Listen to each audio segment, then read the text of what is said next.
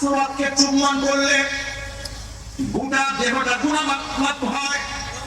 নবী করিম সাল্লাল্লাহু আলাইহি ওয়াসাল্লাম বলেছেন, হাজরে আসওয়াদটা কালো পাথর ছিল না, এটা ছিল একেবারে শুভ্র ধবধবে সাদা। জান্নাত থেকে আল্লাহ পাক এই পাথরটা পাঠিয়ে দিয়েছেন। জোরে বলেন আল্লাহু আকবার। পাথর চুম্বন আল্লাহ নবী নিজে করেছেন। আল্লাহ নবী সাল্লাল্লাহু আলাইহি ওয়াসাল্লাম বলেছেন, পাথর চুম্বন করলে আল্লাহ পাক বান্দার গুনাহ মাফ করে দেয়। হযরতে ওমর ফারুক রাদিয়াল্লাহু তাআলা আনহু একদিন ওই হাজরে আসওয়াদের সামনে দাঁড়িয়ে বললেন, রে পাথর, আমি জানি তোর মধ্যে ক্ষমতা কিছুই নাই, তুই একটা পাথর মাত্র। আমি তো চাই একমাত্র আল্লাহর কাছে, তোকে আমি এই জন্য চুম্বন করি। আমি আমার নবীকে চুম্বন করতে দেখেছি, এই জন্য চুম্বন করি। কিন্তু আমার বিশ্বাস পাথরের কোনো ক্ষমতা নাই, সমস্ত ক্ষমতার মালিক একমাত্র আল্লাহ রাব্বুল আলামিন। এটা হচ্ছে তাওহীদের শিক্ষা, এটা হচ্ছে আল্লাহ পাকের একত্ববাদের শিক্ষা। আচ্ছা, আপনারা এখানে যারা এসেছেন, সূরা ইখলাস মুখস্থ আছে কাদের হাত দেখি তো আমি একটু হাত তুলেন না। আল্লাহ তুমি কবুল করে নাও। জোরে বলেন আল্লাহুম্মা আমিন। মসজিদে কুবার নাম শুনেছেন? কোন দেশে? পাটগ্রামে। কোথায়? মদিনাতুল মুনাওয়ারায় মসজিদে কুবা। আল্লাহ নবী সাল্লাল্লাহু আলাইহি ওয়াসাল্লাম ওই মসজিদে কুবাতে একজন ইমাম নিয়োগ করেছিলেন। সেই ইমাম সব নামাজে প্রথম রাকাতে সূরা ফাতিহা পড়ে, এর সাথে একটা সূরা মিলায়। দ্বিতীয় রাকাতে সব সময় সূরা ইখলাস পাঠ করে। পিছনে যারা মুক্তাদি আছে তাদের একটা অভিযোগ, ইমাম সাহেব কোরআন শরীফে এত এত সূরা থাকতে আপনি সব নামাজে বলে সূরা ইখলাস পড়েন, এটা তো বিরাট একটা আপত্তির জায়গা। এক কাজ করে, আপনি এই সূরা বাদ দিয়ে অন্য কোন সূরা জানেন না? বলে জানি। তা আপনি এই সূরা পড়েন না কেন? তিনি বলেন, না আমি এই সূরা বাদ দেব না, আমি এই সূরা সব সময় পড়বো। তারা বললেন, এটা তো আমাদের একটা অভিযোগ, আমরা চাচ্ছি আপনি পরিবর্তন করে অন্য সূরা পড়েন। ইমাম সাহেব বললেন, প্রয়োজনে তোমরা ইমাম বদলাও, কিন্তু ইমাম সূরা বদলাও। সুবহানাল্লাহ। তোমরা কি বদলাবে?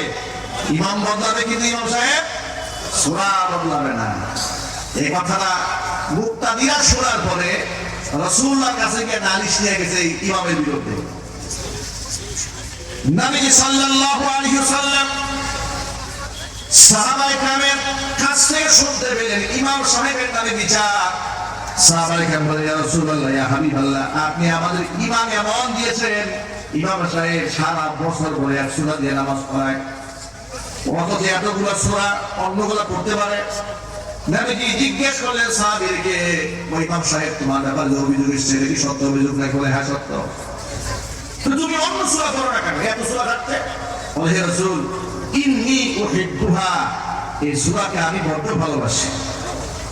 কেন ভালোবাসো তুমি এই সূরাকে বিশেষভাবে? বলে, বিশেষভাবে ভালোবাসি এই জন্য, এই সূরাতে আল্লাহ রাব্বুল আলামিন তার নিজের পরিচয় দিয়েছেন। কুল হুয়াল্লাহু আহাদ, সবাই পড়েন, কুল হুয়াল্লাহু আহাদ আল্লাহুস সামাদ লাম ইয়ালিদ ওয়া লাম ইউলাদ ওয়া লাম ইয়াকুল লাহু কুফুয়ান আহাদ। আল্লাহ যে আপনি বলুন, কুল আপনি বলে দিন, হুয়াল্লাহু আহাদ, তিনি আল্লাহ এক এবং একক। আল্লাহুস সামাদ, তিনি বেনিয়াস, তিনি কারো মুখাপেক্ষী নন। লাম ইয়ালিদ, তিনি কাউকে জন্ম দেননি। ওয়া লাম ইউলাদ, কারো কাছ থেকে তিনি জন্ম গ্রহণ করেননি। ওয়া লাম ইয়াকুল লাহু কুফুয়ান আহাদ, তার সমতুল্য, তার সমকক্ষ আর কেউ নাই। আল্লাহ তাআলা এই পরিচয় এই সূরার মধ্যে দেওয়ার কারণে আমি এই সূরাকে এত ভালোবাসি, সব নামাজে আমি এই সূরাটা পাঠ করি। আল্লাহ নবী তখন কি জবাব দিলেন শুনে, হুজুর কি বললেন? হুজুর বললেন, হুব্বুকা ইয়াহা ইউদখিলুকাল জান্নাহ। ও আমার সাহাবীরা শোনো, এই সূরার ভালোবাসা তোমাকে জান্নাত পর্যন্ত পৌঁছায় দিবে। ও আমার যুবক ভাইরা, একটা সূরার মহব্বত যদি মানুষকে জান্নাত পর্যন্ত পৌঁছে দিতে পারে, 30 পারা পরের মহব্বত যার অন্তরে থাকবে, সে কি জান্নাতে যাবে না? হুজুর বলেন, যাবে না।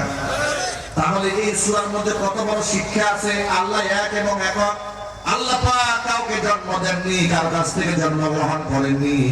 এই শিক্ষা কোরআনে যেহেতু আছে, আর আল্লাহর সমতুল্য সমকক্ষ কেউ নাই, এই শিক্ষা যেহেতু আছে, কোরআনী শিক্ষা জীবনে বাস্তবায়ন করা দরকার আছে না নাই? কার কার আছে? হাত করে, একটু হাত করে জোরে করে তোলেন। লিল্লাহি তাকবীর। নারায়ে তাকবীর। বীর ইসলাম, বীর ইসলাম। প্রিয় ভাইরা আমার, ফিলিস্তিন। যদি তাওহীদের শিক্ষা অন্তরে রাখতে পারেন, কথা ভালো করে শোনেন, তাহলে পৃথিবীর কোন জিন্দা পীর, কোন মুর্দা পীরের সামনে মাথা নত করবেন না, কোন কবরের সাহায্য চাইবেন না। আমার এই বক্তব্য অসংখ্য মা বোনরা শুনতে পাচ্ছেন। মা বোনরা সন্তান না বলে পীর সাহেবের পায়ে সেজদা করে কান্দেন, বাবা আমার সাহায্য দেন, আমাকে ছেড়ে দেন, আমাকে মেয়ে দেন। এই কাজটা আপনি করবেন না। নামাজ পড়ে দোয়া করবেন কার কাছে? জোরে বলুন না, কার কাছে? নামাজ পড়ে আল্লাহর কাছে সাহায্য চাইতে হবে। আল্লাহ রাব্বুল আলামিন যেন রবের কাছে চাওয়া, রবের কাছ থেকে পাওয়ার তৌফিক দান করেন। আমিন বলেন। আমার যুবক ভাইরা, তাওহীদের শিক্ষা অন্তরে রাখেন। আল্লাহ নবী সাল্লাল্লাহু আলাইহি সাল্লাম বলেছেন, এই দুনিয়াতে আল্লাহ ছাড়া কারো কাছে সাহায্য চাওয়া যাবে না, এমনকি কারো সামনে মাথা নত করা যাবে না। আমাদের দেশে যারা মাজার পূজারী, ভালো করে আপনাদের কথা হচ্ছে নাকি? আমাদের দেশে যারা মাজার পূজা করে, আচ্ছা আপনারা বলেন তো, মাজার জিয়ারত আর পূজা কি এক জিনিস? কথা বলে না। মাজার জিয়ারত আর পূজা কি এক জিনিস? এই কথাটা অনেকে বুঝতে চান না। আমরা যখন মাজার পূজার বিরুদ্ধাচরণ করি, প্রতিবাদ করি, মাজার পূজারীরা পাল্টা আমাদেরকে বলে যে আমরা মাজার পূজারী নই, আমরা মাজার জিয়ারত করি, বলে কিনা? আমার ছোট্ট প্রশ্ন, কবরে আগরবাতি জ্বালানোর নাম কি মাজার পূজা, মাজার জিয়ারত করা? কবরে সেজদা দেওয়ার নাম কি মাজার জিয়ারত করা? কবরকে বাইতুল্লাহ শরীফের মতো তওয়াফ করা, প্রদক্ষিণ করা, এটার নাম কি মাজার জিয়ারত করা? কবরের কাছে সাহায্য দেওয়ার নাম কি মাজার জিয়ারত করা? কবরে আগরবাতি মোমবাতি জ্বালানোর নাম কি মাজার জিয়ারত করা? কিন্তু আমি যে কথাগুলো বললাম, এগুলা বাস্তবতা কি সমাজে আছে না নাই? নিশ্চয় আছে। শুনুন, এই সমস্ত কাজগুলো হারাম। ওরা বলে যে আমরা তো সেজদা মানুষের পায়ে দেই না, যদিও বাবার সামনে সেজদা দেয়, মূলত বাবাকে সেজদা দেয় তাজিমি সেজদা, সম্মানের সেজদা। আজীব কারবার। কত সম্মানিত বাবা পায়খানা করে পানি দেয় না। কথা বলে এই দেশে ল্যাংটা বাবার মাজার নাই, বকনা বাবার মাজার নাই, গাদার মাজার নাই, বুড়াশার মাজার নাই, কত প্রকারের নাম। মোস্তান বাবার মাজার, মানে মাছটাও বেটার কি হয়ে গেছে, তাও মাজার হয়ে গেছে। আর এই সমস্ত কথা বললে আমাদেরকে গালি দেয়, এটা হচ্ছে ওহাবি হুজুর। আচ্ছা।